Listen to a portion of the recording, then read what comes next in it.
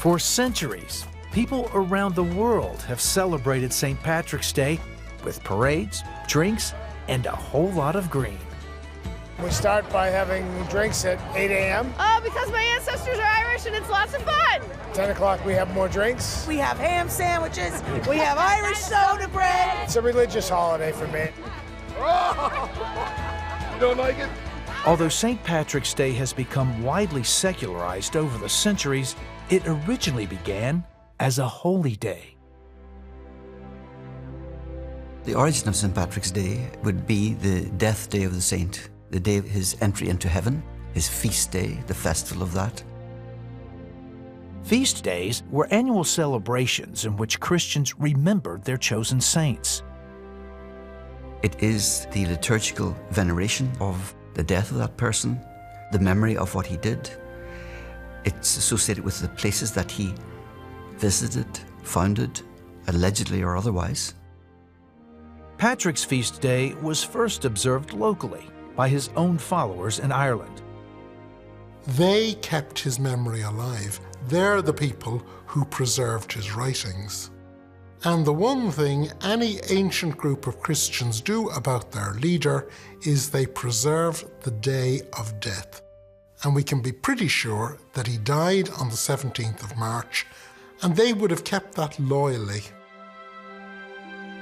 By the 7th century, Patrick's story had been embellished by several biographers, and he was made a saint by popular devotion.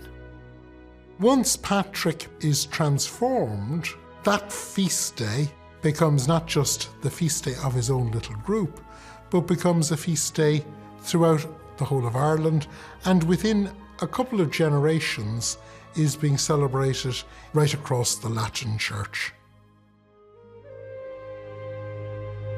In 1631, Pope Urban VIII added the feast day to the official calendar of the Roman Catholic Church. After that, the 17th of March also became a civic occasion that was celebrated with shamrocks, green clothing, and local fairs. The parades we see today are not actually something that started in Ireland, but rather something that started in the US. The earliest recorded St. Patrick's Day parade was in New York in 1766, 10 years before the signing of the Declaration of Independence. The day of St. Patrick, patron saint of Ireland, was ushered in at dawn with fifes and drums, which produced a very agreeable harmony before the doors of many gentlemen of the nation and others. Some scholars believe that these celebrations of Irish identity were actually encouraged by the British Army, looking to recruit Irish Americans. It becomes a big holiday when suddenly markers of distinctive Irish identity become necessary, and Patrick is a suitable marker because he's a saint, it brings in religion, it's not political, and so it's a suitable day for Irish in America to have an identity day. Over the next 2 centuries, St. Patrick's Day evolved into a holiday celebrated by people of all cultures. People like things, places, and dates which will foster memory.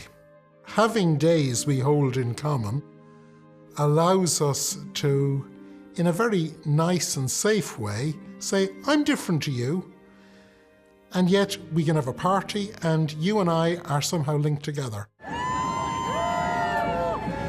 It's that spirit of unity that has drawn people from all walks of life to celebrate this holiday for more than 250 years.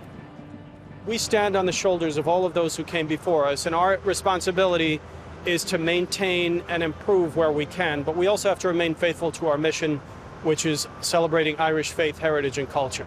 It's important to realize as well that St. Patrick himself would remind us of what his story is really about, the importance of Christian faith and how national identity is transcended in the universal family of the Church.